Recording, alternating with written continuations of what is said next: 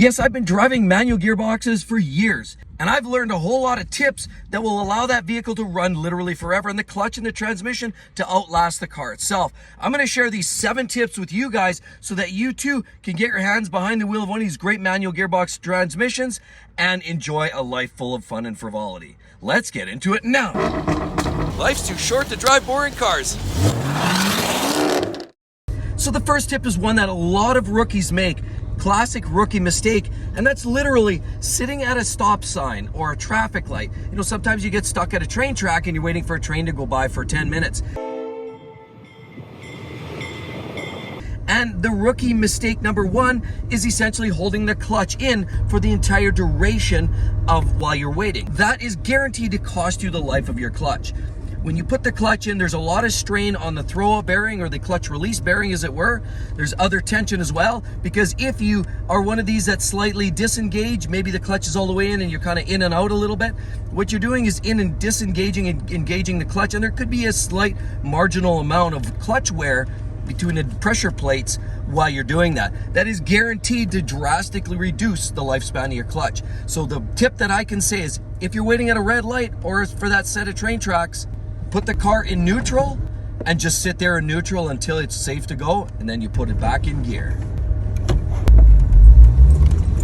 So we're driving down the road. Mistake number 2 has to do with the fact that, you know, you go on long trips. A lot of times you like to use the old stick shift as an armrest. You like to rest your hand on there or the pedal down there, and some people just actually rest their foot on the pedal. That's a huge mistake, because when you put strain on that transmission, what you got to realize, this is mechanically linked. In most cases, the transmission is right below this, and if you're pulling on this shifter, often you're putting strain on the gears, and the gears are misaligning, or you're putting on extra stress and strain within the gearbox. You don't see it from this side, but it's all happening inside. As well as the clutch takes a little bit of a toll too. So if you continually set your foot on the clutch pedal as you're driving down the road, there's that takeaway. You might be slowly engaging, disengaging the clutch at a very small amount. And if you do that, that again wears on and off. You could get additional wear on the pressure plates, causing premature deterioration on that clutch. Your best bet, 2 hands on the wheel. The only time you need to touch the clutch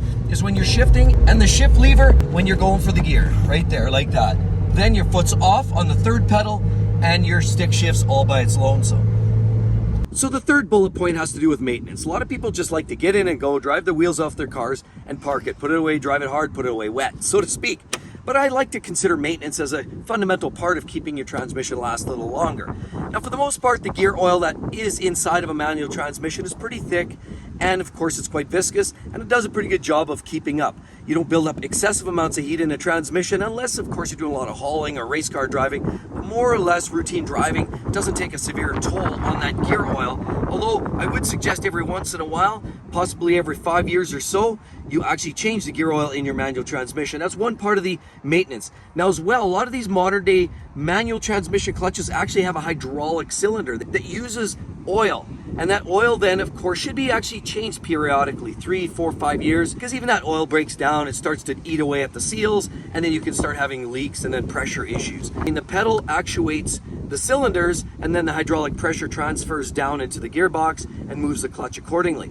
And if a lot of you guys from the old school like myself, I had Porsche 911s from the 70s and the 80s, and a lot of those cars actually had more of a mechanical setup. They had a series of pulleys, tension springs, and of course you'd actually manually have to set the free play in your pedal. You always wanted to make sure you maintained about 1/4, 3/8 inch of free play. That's the amount of play that you have in the clutch pedal before you feel that resistance. You always want to maintain that. If it was constantly a tension right from the top, that means you needed to readjust the free play in your clutch, and that was usually done either close to the transmission or the pedal, or a combination of. There was adjustments and nuts, almost like you see in a quad motorcycle, where you can sometimes make those adjustments. They had to be done, because if it got too tight, then you aren't fully disengaging, and now you're accelerating the wear of that clutch. I actually saw a guy the other day in this BMW. We were on a hill, and his car was bouncing up and down, up and down. So that told me that he wasn't holding the car on a hill with the brake as you should do. Instead, he was using the clutch, and he was feathering the clutch, and actually using the clutch and the throttle to hold the vehicle on the hill to keep it actually from sliding backwards. You shouldn't be doing this because doing this is actually guaranteed to be a way to quickly destroy your clutch. Of course, out goes your clutch release bearing. That's taking a toll, as well as your pressure plates are going to wear very quickly. And quite frankly, that is the worst thing you could pretty much do to a clutch, other than revving it to 8,000 RPM and dropping the gear. But either way, that's one thing you definitely want to avoid if you're trying to keep your transmission and clutch to last a long time. Okay, and the next thing, when you're pulling up to your house at night, you don't want to park the car in neutral. So what you do is here, you turn the car off. Now the car's sitting. So people just go on the e-brake, and then of course into the house they go. Now that can work to a point, but it's not guaranteed. E-brakes sometimes do slip a little bit, and the last thing you want is to wake up in the morning to see your car down at the edges of the curb and actually run into a neighbor's car. So instead, what you do with the clutch, take your transmission, slide it into first gear, let out the clutch, pull the handbrake. Now you're secure. You can use first gear or you can use reverse. They're short gearing, so they're guaranteed to use the engine compression to actually hold the vehicle appropriately. I wouldn't suggest putting it into fifth gear or fourth. Those won't tend to hold the vehicle as securely as you're going to get with first and reverse. But basically, park it in gear and pull the e-brake. Then you're good for your park for the night.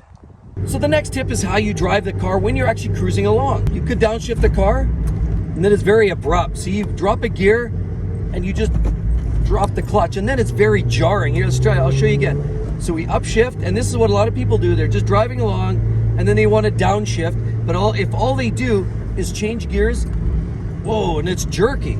So instead of doing that, what you want to do is you want to match revs. So essentially, instead of just dropping the clutch and letting the gearing pull you down, because remember, as soon as the clutch goes in, if you haven't touched the gas, it's going to drop down to 800 RPM, basically idle RPM. So you're going from, say, 4,000 or 3,000 RPM down to 1,000, and then you drop in the clutch. It's going to be very herky-jerky. So instead, you want to rev match. So here we're driving in third gear, and you want to just give it a blip of the throttle while you're going through the transition of shifting.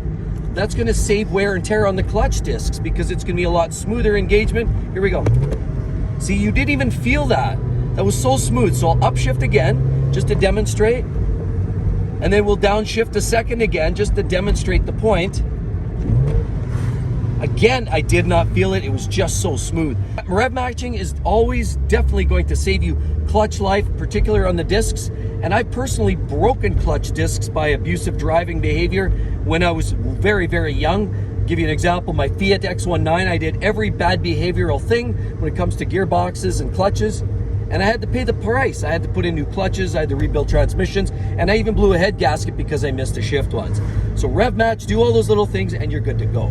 So the seventh tip I have for you, if you want to make your transmission last forever in a manual operated gearbox, is you're driving along, and I've known somebody like this. A good friend of mine years ago, he used to tell me his dad had an old Mazda pickup truck, and he made this mistake really, really bad consistently, and that is lugging the engine. So I'll give you an example. We're driving along, I'm in third gear, I'm sitting at 1800 RPM. Oh, look at that, let's shift again. Now I'm in fourth gear, now I'm at 1100 RPM. Oh wait, let's try that one more time. I'm gonna go to fifth gear. Oh, now it's lugging. Now it's like about 1,000 RPM, and it barely wants to move. The vehicle's really lugging. That's actually hard on the engine. Potential detonation, serious engine issues, driveline problems. It can create issues for the clutch. If there's any one point where you're gonna really dip into the clutch's life, it's also by activating a full throttle under these conditions. When you're low RPM and a high gear, that's hard on the clutch, that's hard on the transmission because all of the gears are really pulling against each other. There's a lot of shearing and there's a lot of internal wear when you're pulling, especially if you're activating heavy throttle while you're lugging the engine. That's very bad for an engine, very bad for transmission, and potentially bad for your clutch. So definitely, if you're going to be driving, if you're going to drive your car, you want to make sure you're matching the revs properly and be suited for the right RPM for your driving conditions. And typically, you're never going to be below 1,500 or 2,000 RPM when you're driving down the road, unless you've got a large displacement V8 or V12 engine. And with all of that said, be sure right there, you're going to love that video. That's all about how to drive an automatic transmission and make it last forever as well. Hope to see each and every one of you on the next one. Catch you real soon. Bye-bye.